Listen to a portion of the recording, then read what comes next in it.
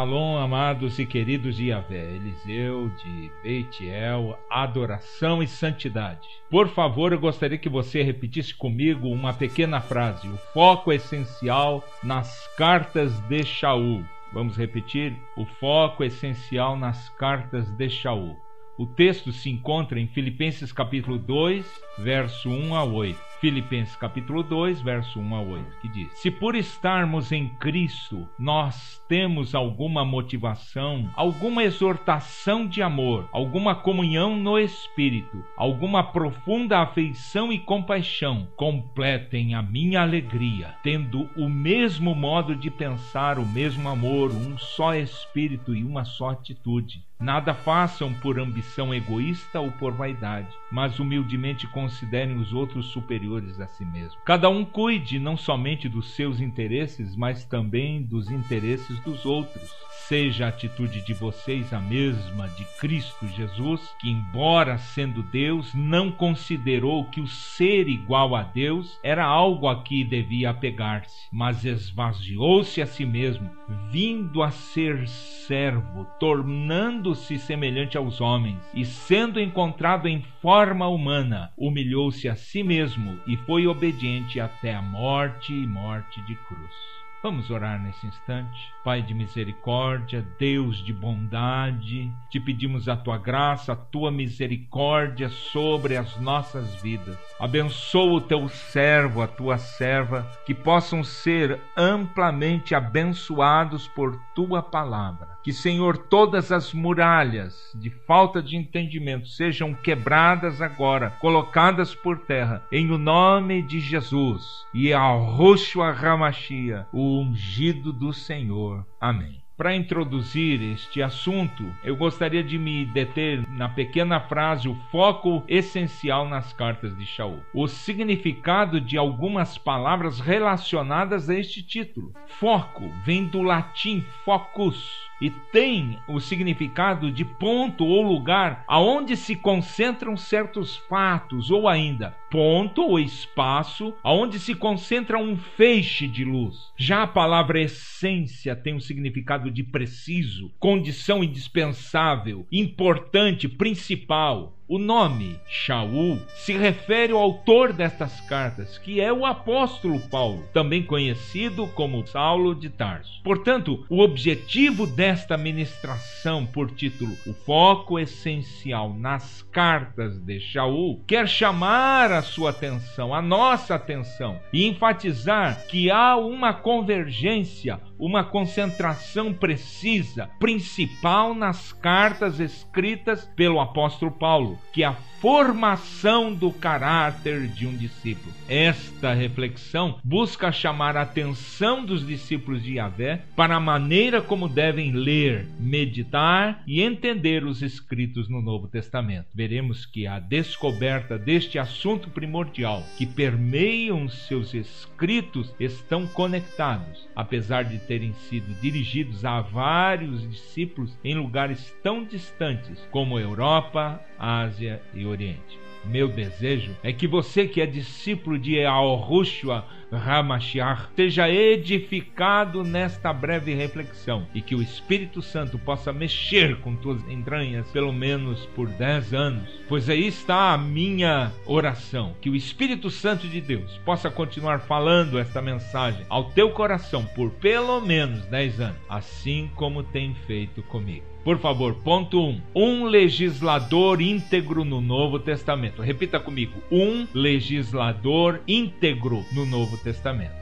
Antes de introduzir este assunto focal aos discípulos de Yahushua, gostaria de chamar a sua atenção para a breve história de um legislador usado por Yahvé para a consolidação do Novo Testamento. Seu nome era Shaul, nome hebraico, Saulo de Tarso. Sua história é igualmente tão impressionante, assim como foi de Moshe, ou Moisés, para o Velho Testamento. para formar o quadro histórico do Novo Testamento, devemos relatar a vida desse legislador, mesmo que de forma muito resumida. Primeiro, seu nome é Shaul. O que se sabe é que seu pai era romano e a sua mãe era judia, da linhagem de Benjamim. Então, desde a sua meninice, ele fora criado aos pés de Gamaliel em Jerusalém. Quem era Gamaliel? Talvez o mais famoso de todos os teólogos judeus daquela época, por causa da sua linhagem sacerdotal, da tribo de Benjamim. Além de ser dotado de uma inteligência raríssima, poliglota, ou seja, ele falava diversas línguas, com personalidade forte e cativante, líder absolutamente nada. E por sua postura íntegra, se abriram muitas portas para sua ascensão meteórica na principal religião judaica, conhecida como a dos fariseus.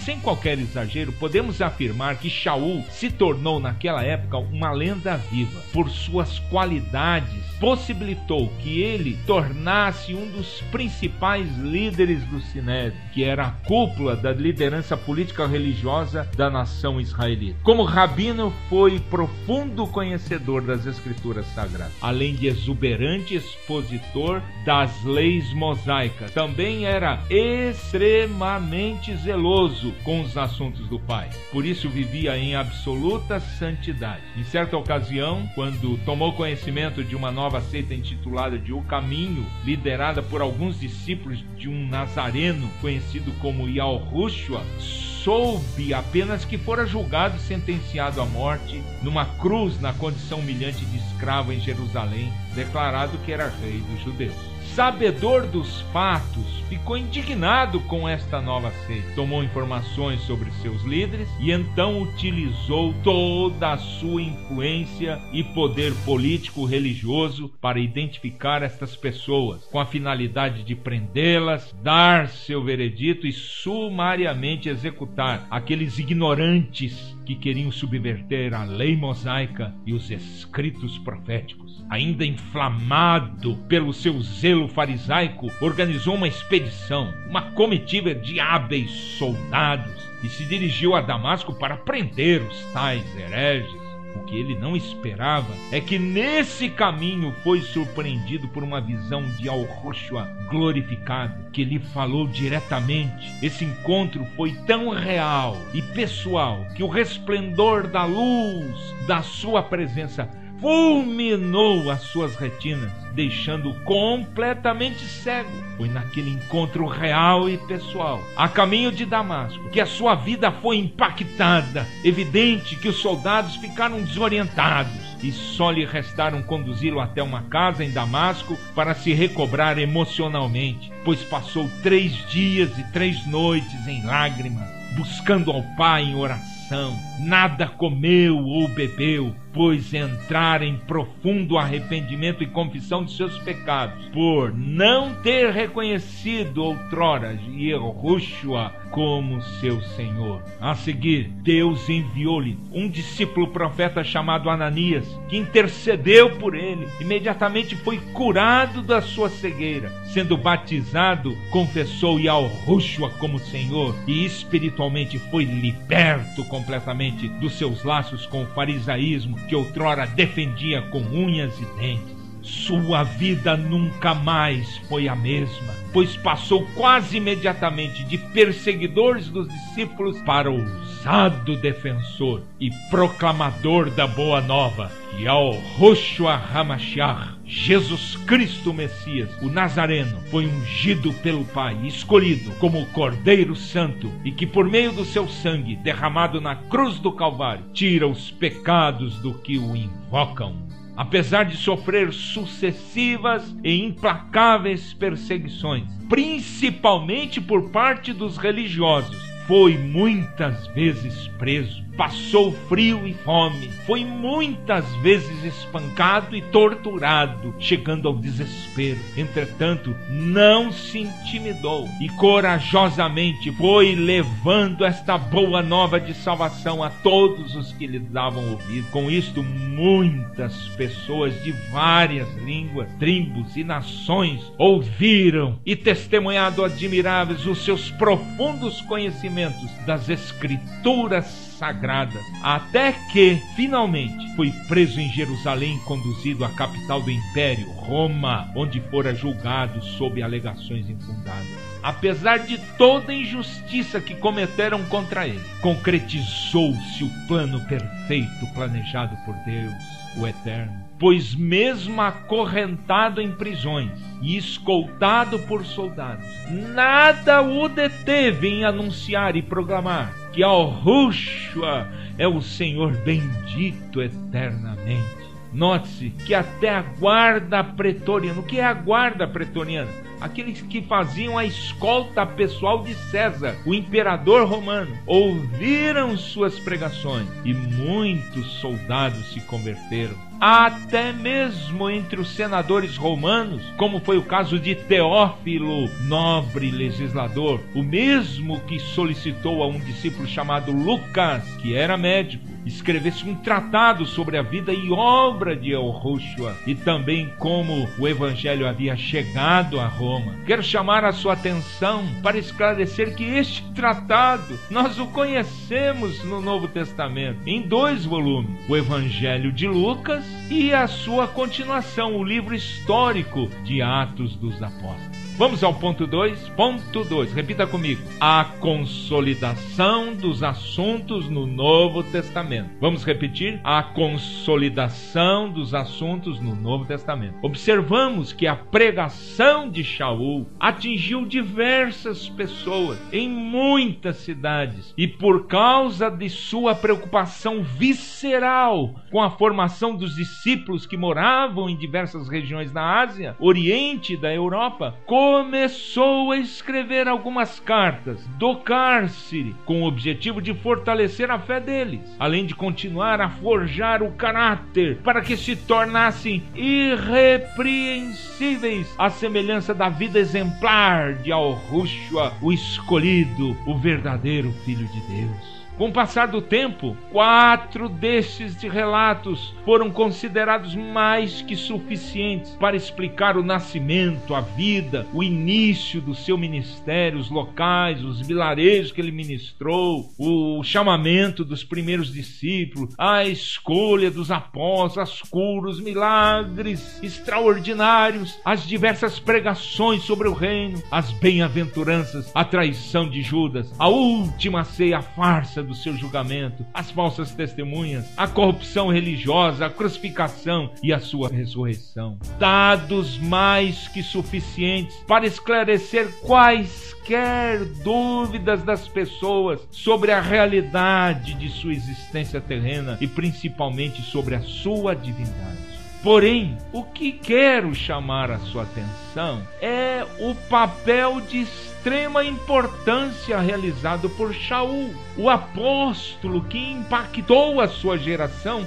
em muitas cidades do mundo conhecido. Ele foi o precursor da existência do Novo Testamento, principalmente num foco essencial que deixou transparecer em suas cartas, que é o cuidado pessoal na formação dos discípulos de Yahushua. Claro que o seu tema principal é o Senhor, mas isto em relação a uma aplicação pessoal no cotidiano deles. O que quero dizer de fato com esta exposição? É que desde sempre Shaul procurou trazer o reino dos céus para ser implantado no coração, na vida do discípulo. O seu norte era edificar em cada um deles um templo santo para o Senhor, vida reta, vida regrada, santificada, pura, lapidação até exaustão, buscando a perfeição, vida e caráter semelhantes à estatura do perfeito Filho de Deus. Aleluia. Vamos ao ponto 3. Ponto 3. Repita comigo. Chamado ao arrependimento dos discípulos de Yeshua. Vamos lá? Chamado ao arrependimento dos discípulos de Yeshua.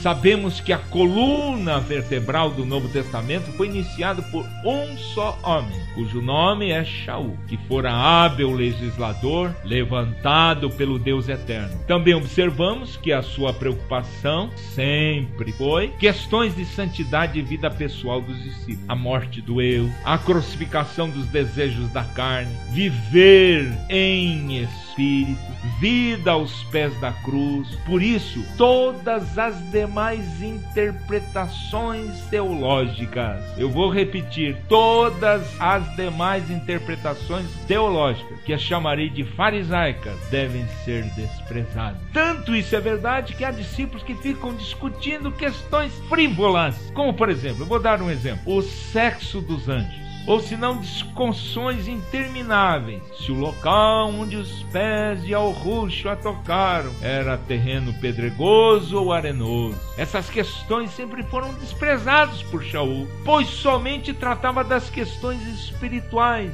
sobre a direção do Espírito Santo. Nas cartas dele, não há preocupação com o nascimento do bebezinho Yahushua, a sua meninice, muito menos faz referência à confecção de presépios de Natal. Se na manjedoura havia ao seu lado um cavalo, boi ou mesmo uma ovelhinha, ora. Ou se o local que estiver instalado era numa caverna, sua preocupação, a preocupação de Shaul, passa muito longe disso. O apóstolo escolhido pelo Senhor, desde o início do seu ministério, compreendeu pelo Espírito Santo que a essência da sua pregação deveria focar as boas novas de salvação, a implantação do reino eterno por meio da vida e obra de Yahushua HaMashiach, anunciá-lo como Senhor e Salvador, gerando em cada vida um templo tão adornado e santo quanto fosse possível. Ora, este grande palácio era a vida interior, onde o Pai, o Filho e o Espírito Santo possam habitar, coexistir dentro do adorador. E para isto acontecer,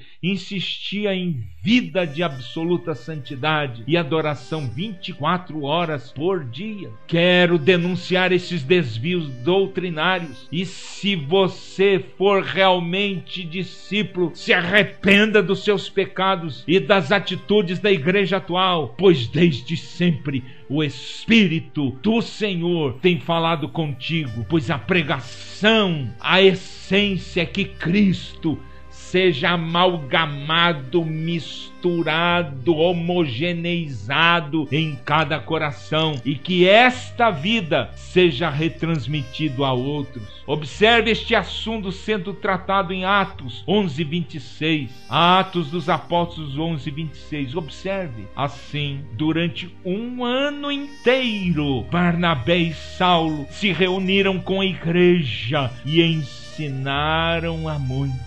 Em Antioquia, os discípulos foram pela primeira vez chamados cristãos.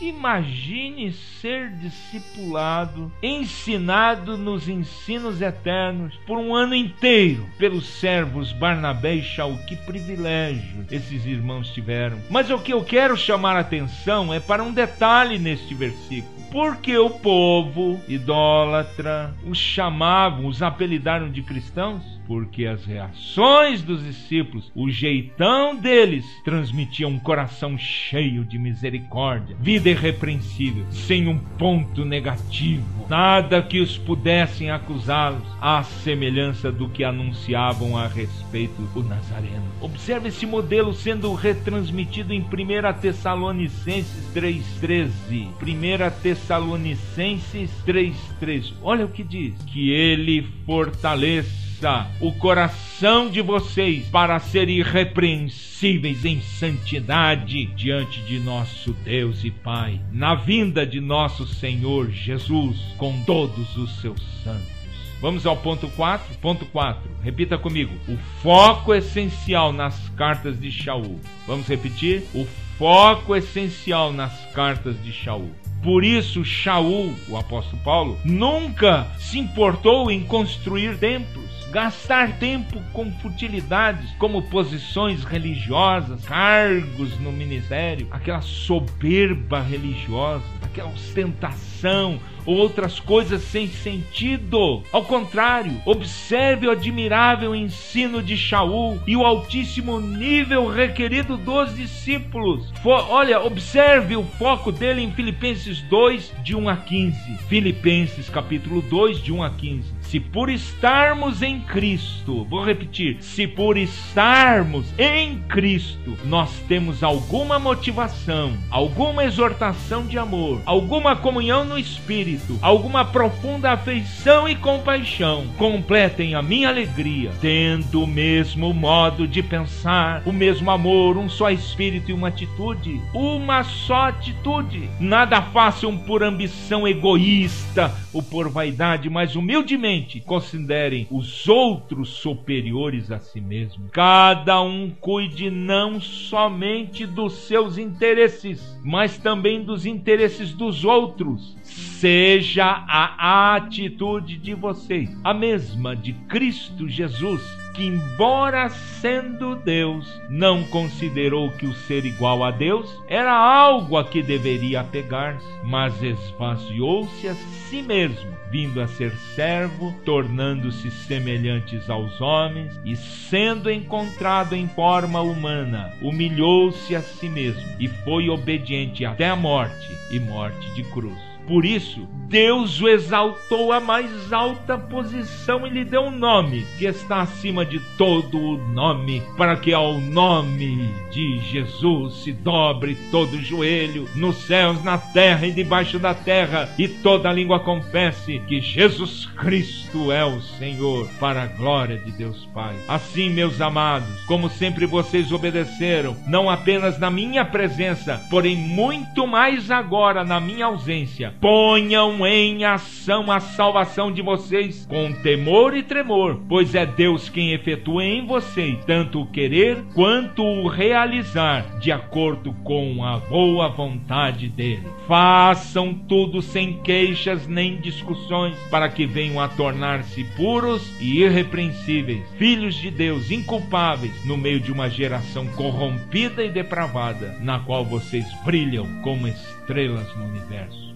Neste texto, Shaul faz uma comparação com a vida e obra de Yahushua. Ilustra brilhantemente que, embora Yahushua, sendo Deus, não usurpou, não se utilizou das suas prerrogativas divinas com o objetivo de ser afagado, suprido em suas necessidades pessoais, quer físicas ou mesmo materiais. Ele sempre teve em mente auxiliar o próximo. Então lhes ensinava, curava, realizava milagres a fim de suprir a necessidade deles, insisto. Para isso, empreendia viagens com a finalidade de salvar os doentes, independente da distância. Observe que determinação! Ele atravessou o mar da Galileia e chegou até Gadara. Passou com os apóstolos uma terrível tempestade para libertar pobre endemoniado. Não foi ressuscitar um filho da viúva de Naim? Foi até o túmulo de Lázaro para o ressuscitar? Note que Shaul toma a vida de Yahushua como exemplo de amor ao próximo, pois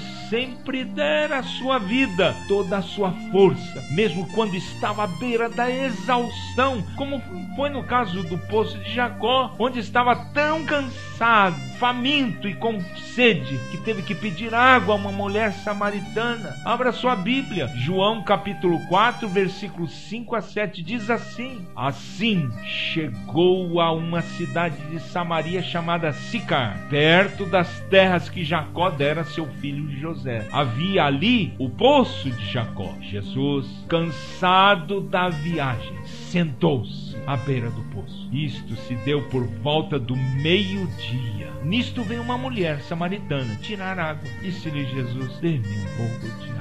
Por incrível que possa parecer, Yahushua sempre fazia milagres para os outros e nunca se dava o privilégio de suprir as suas próprias necessidades. Observe comigo Mateus 20, verso 28. Como o Filho do Homem, que não veio para ser servido, mas para servir e dar a sua vida em resgate por nós. Os princípios focados pelo apóstolo nas suas cartas são verdadeiros, pois mesmo quando Yahushua estava pregado na cruz do Calvário, as próprias autoridades religiosas fizeram algumas declarações importantes. Eu gostaria que você se apercebesse em Lucas 23, 35 a 37. Lucas 23, 35 a 37. O povo ficou observando e as autoridades o ridicularizavam. Salvou os outros, diziam.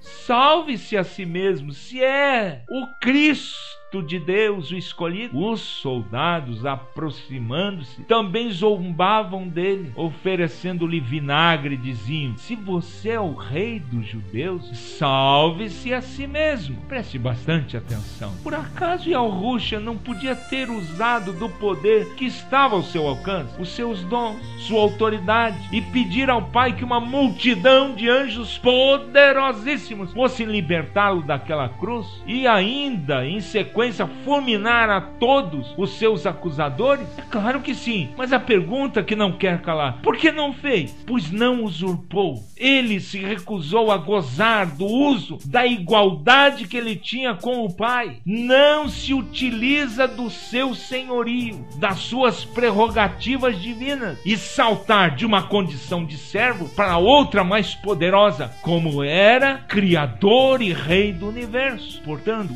o seu caminho efetuado para a sua paz, sem sal, sem atalho, sem um trampolim, recebe a afronta e não revida, passo a passo, cumpre o seu ministério sem se deixar levar pela soberba, pela ostentação que estava à sua disposição. Deixou que o Pai eterno, o justo juiz, realizasse todo o seu querer em sua vida. Foi torturado, foi acusado injustamente, pregado numa humilhante cruz, porém calado, deu exemplo de extrema submissão ao Pai. Nisto está a magnificência divina de Yahushua, pois quando é colocado à prova para que houvesse uma reação pessoal, ele não se ensoberbece, confia no Pai. Poderia reagir, mas não reage. Poderia fazer, mas não quis fazer, para que a sua atitude de humilhação fosse a nossa âncora espiritual. Ele é o nosso modelo perfeito. Por isso Shaul foca este princípio aos discípulos em Filipos, pois ele sabia que todos aqueles que são seus verdadeiros discípulos terão este procedimento, entregando todas as circunstâncias nas mãos do Pai eterno, justo juiz. Vamos concluir?